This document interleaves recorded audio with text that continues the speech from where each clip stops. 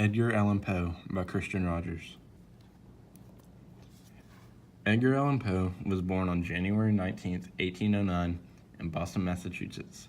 His parents, Elizabeth and David Poe, were both pronounced dead before Poe turned 3. John and Frances Allan, a couple in Richmond, Virginia, took Edgar in as a foster child.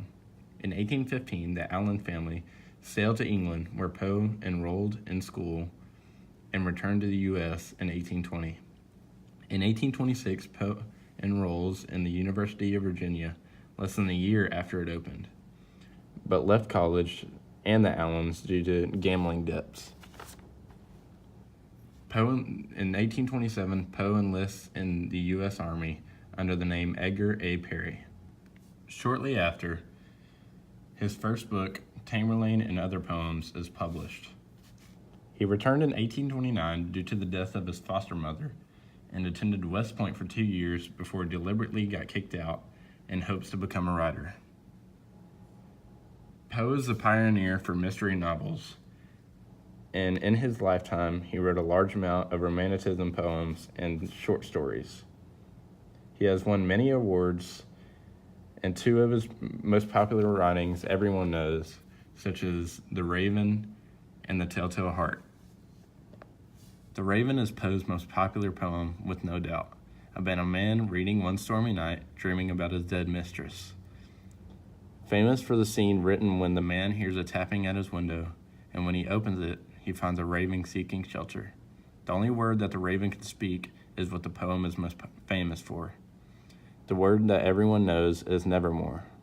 The poem ends with the man asking questions where the word nevermore makes his suffering more intense. When the suffering is most intense, the poem naturally ends. The Telltale Heart is one of Poe's most popular short stories.